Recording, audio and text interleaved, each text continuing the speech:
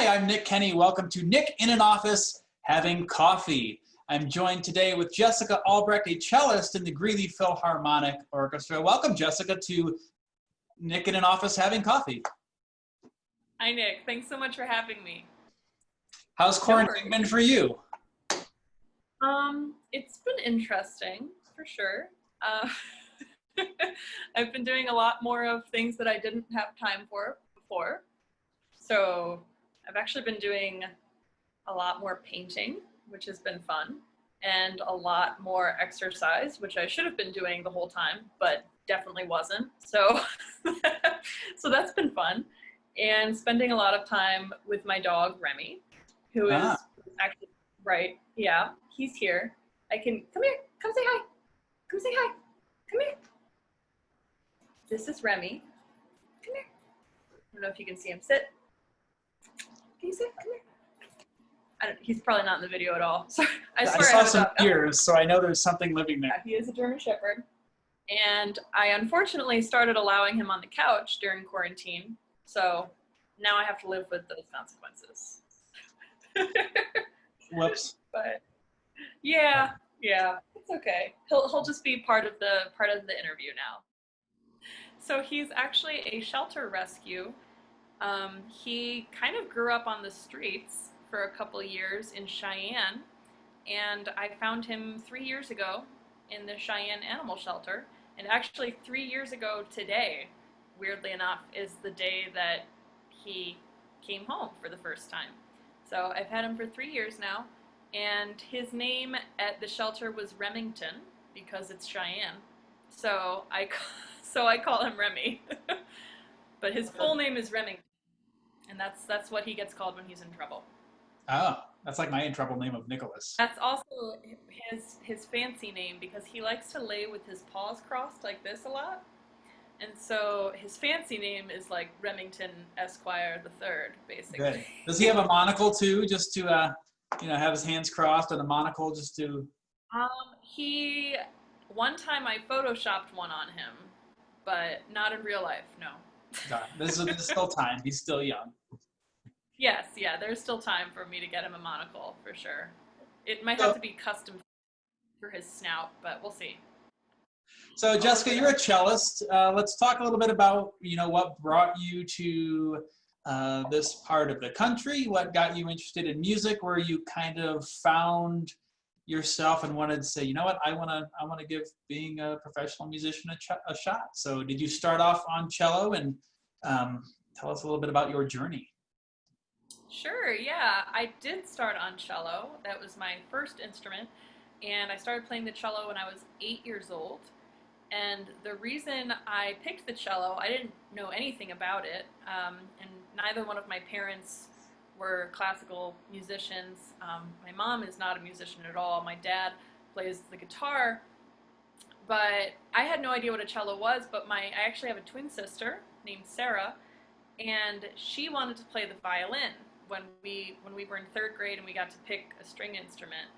She wanted to play the violin. I'm not sure why. I think maybe some of her friends wanted to play the violin, and so she went along with that. And I just knew that I couldn't play the violin because she was playing it, and I was very competitive, and I just wanted something bigger than what she had, basically. So we went into this music store, and I said, I want something bigger than that. And they gave me a cello, and and I just sat down with it, had never touched it before, and I just kind of like pulled the bow, probably like caveman gripped it across the open strings, and I was like, yup, I like this. So yeah, that's how I picked the cello, and it's been the same ever since, basically. I still hold the bow like that. No, I'm just kidding. Yeah, so I just really loved it right away, and I actually wanted to practice, and my parents would always have to tell like my sisters to practice, but they never had to tell me to practice. I was just like, all right, I'm just gonna go practice, and it was so fun, and I loved it so much, and I just learned really quickly, and I wanted to teach myself everything, and I learned how to play a bunch of stuff by ear. So then I started taking private lessons.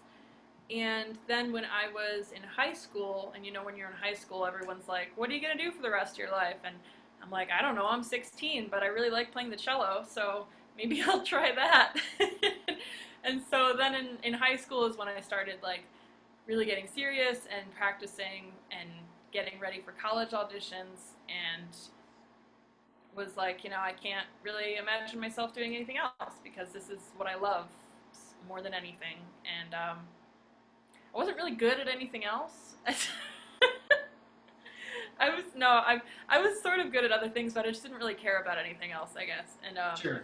so so yeah, so then I went to the University of Maryland, College Park, for my Bachelor's of Music in cello performance. And after that, I went to Peabody for my Master's of Music in cello performance. And I've been done with school ever since. So I graduated Peabody in 2017, and that's when I moved out here.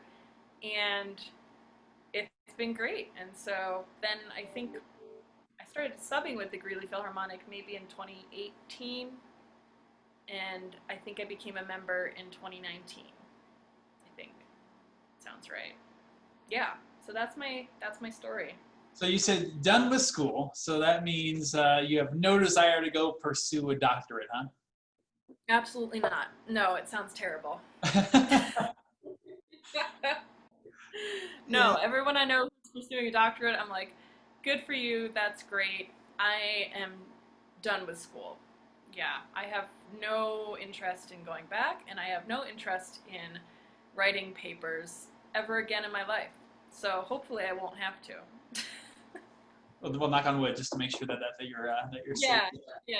Definitely knock on wood for that. So your trajectory into the professional music world, you went to Peabody, which is a very, very highly accredited music conservatory in the country and the world. What was some highlights of that, in your college years or your graduate school years that, kind of maybe solidified your reason to continue with music, or where you just felt that you knew you were in the right place and wherever the world might take you, you'll go? What was some of those sticking out moments that you kind of hold strongly to today? Sure, yeah. So I'd say a lot of those moments were in undergrad for me at College Park, actually. I spent, so the 4 years that I did my bachelor's degree at University of Maryland, um, and that was like my first big jump from going to a normal public high school into music school and this huge college. But I spent a lot of time in the School of Music, and just like only talking to other musicians and spending a lot of time in music class and studio class and recitals and concerts, and I just loved it. I loved every part of it. I loved like music history. I loved music theory. I like nobody else did, but my gosh, I was such a nerd, and I loved learning every part of it. I was so fascinated by just learning everything about it and like totally immersing myself in all things music. And I spent a lot of time talking to my studio mates they were all older than me at the time because I was a freshman and I was the only cellist freshman.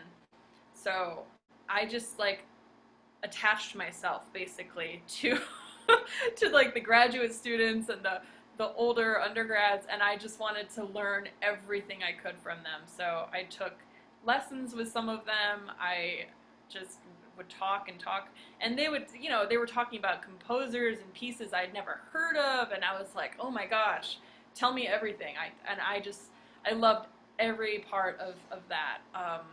Just totally immersing myself in all music all the time. And then orchestra was like the cherry on top for me.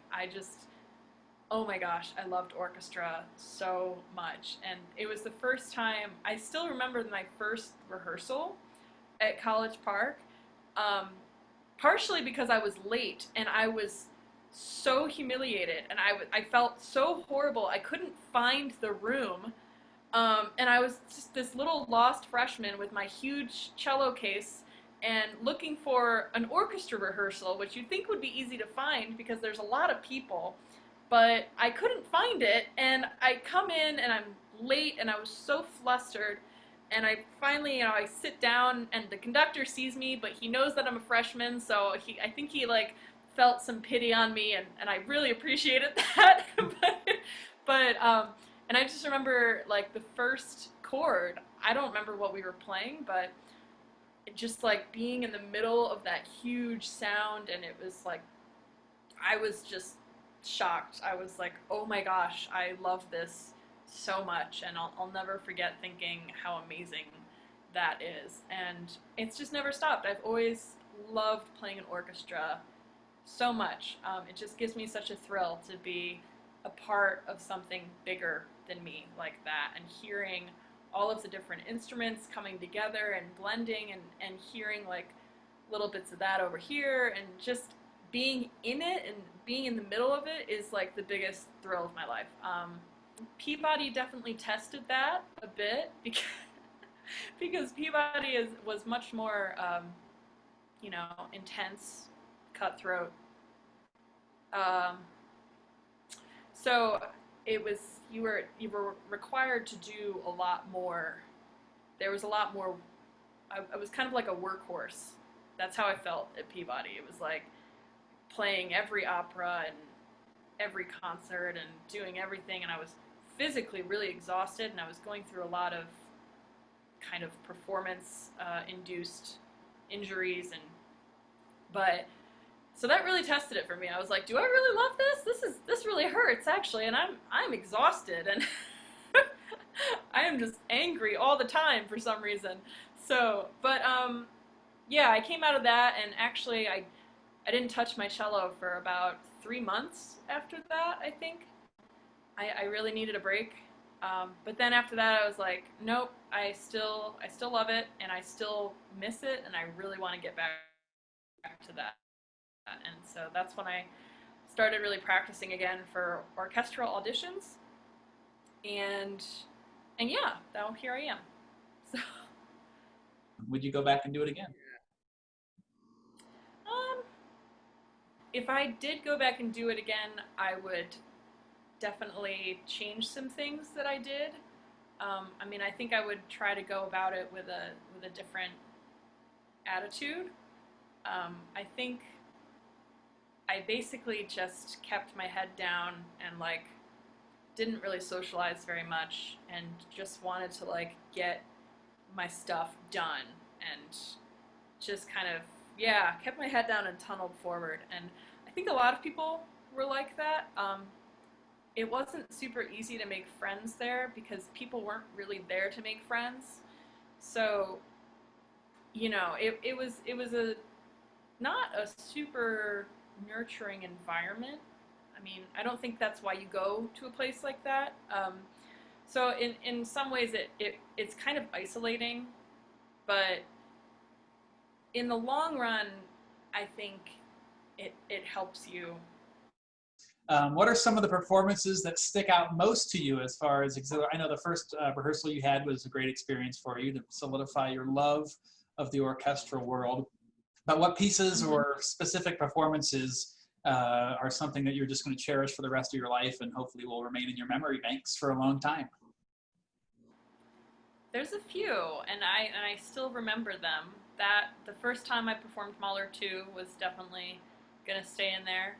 Um, when when I was in graduate school, I was subbing with the Maryland Symphony Orchestra, and that was awesome for me because I think that was like the first professional orchestra that I had gotten a chance to be a part of, and I was subbing, but I was subbing pretty regularly, and we performed the planets, like the whole planets, and I don't care if they're overperformed or what. I love them to death, and it.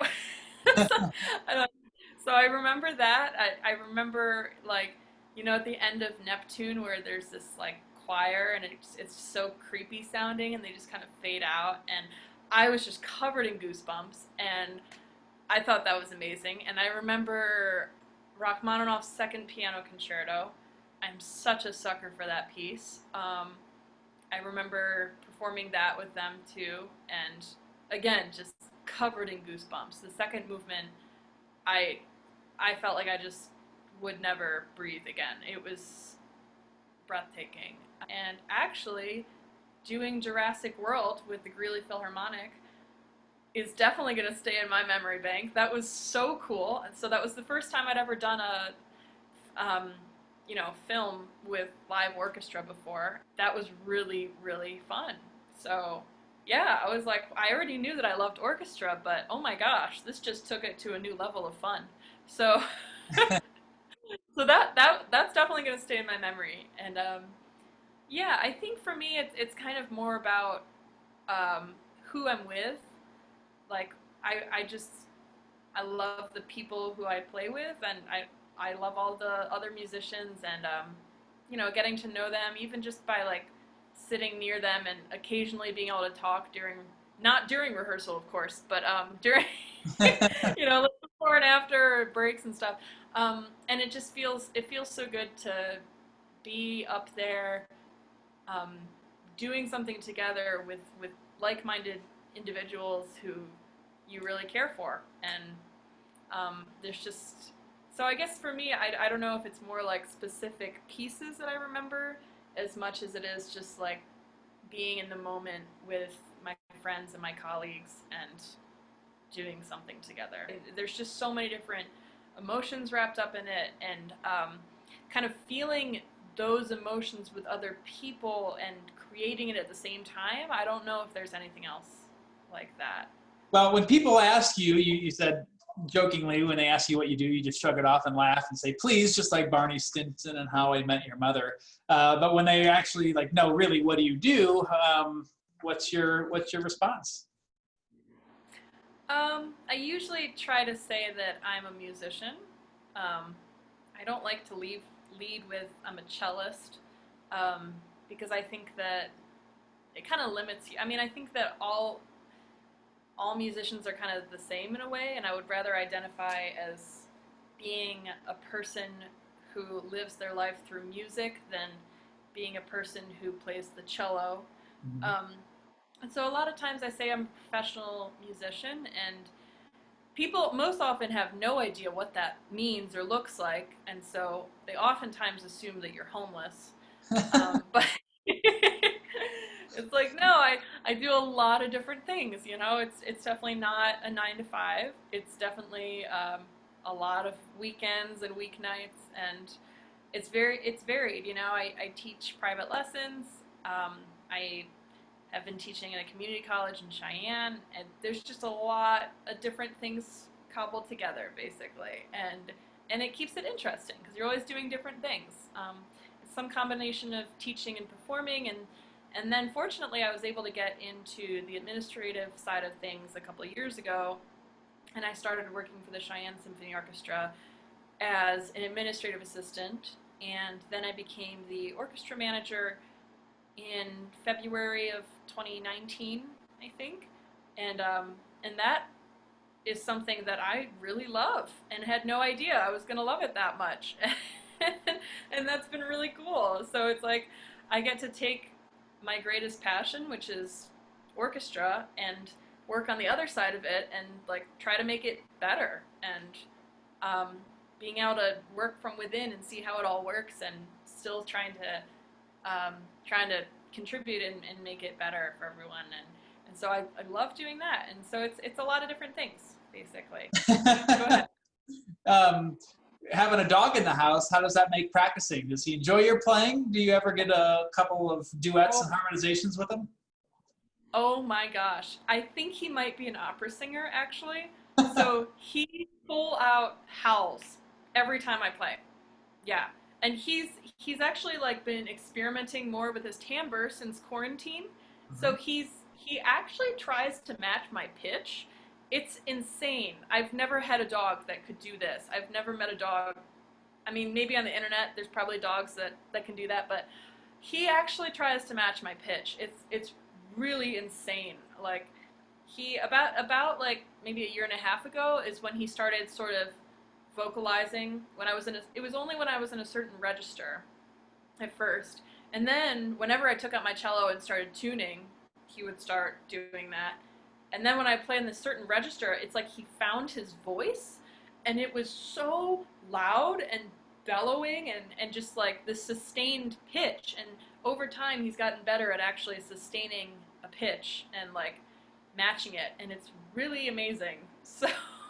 But when you're up on stage, what is one thing you wish the audience would know, not just about the orchestra, but about you? It's a mysterious barrier between the audience and the orchestra. It separates them, but there's just this weird divide between the audience and the orchestra. So if you could telepathically communicate with every audience member every time you walk on stage, or you catch, their eye or something like that, what would that be? Yeah, that's great.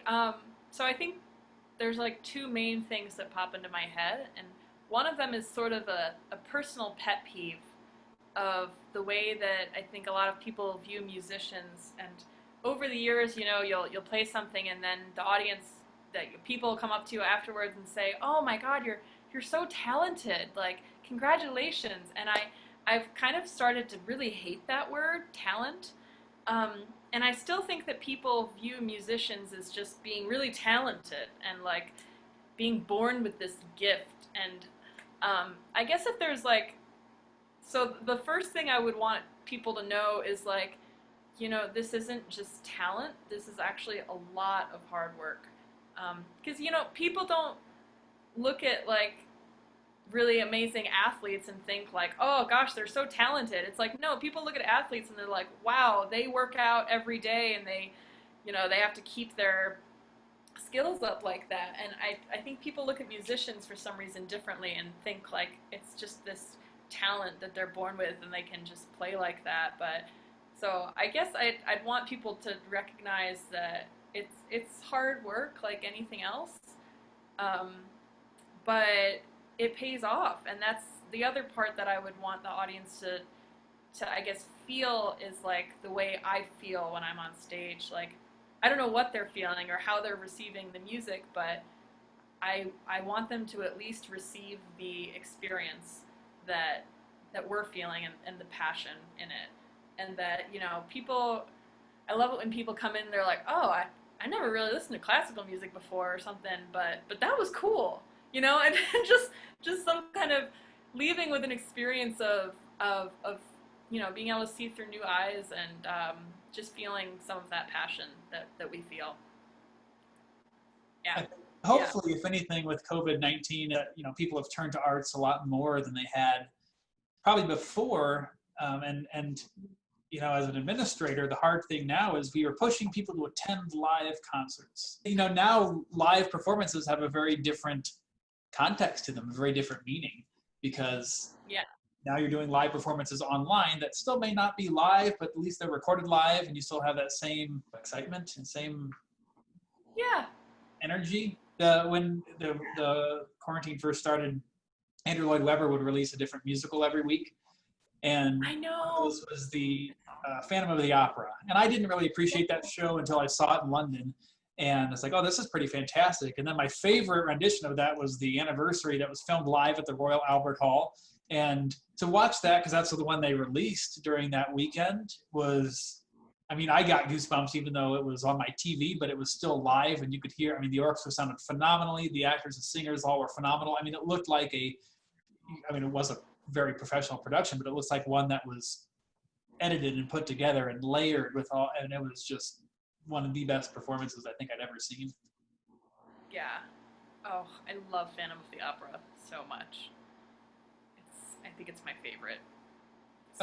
It's up there. I've got like 18 different categories of theater and stuff. Yeah. Well, Jessica, thank you so much for being a part of this. This is Jessica Albrecht, cellist with the Greeley Philharmonic Orchestra. We're wrapping up. Nick in an office having coffee out of my Darth Vader mug. And stay tuned to our YouTube channel, on our Facebook page, on our website, as we have more of these videos coming to you very soon. Thanks for listening.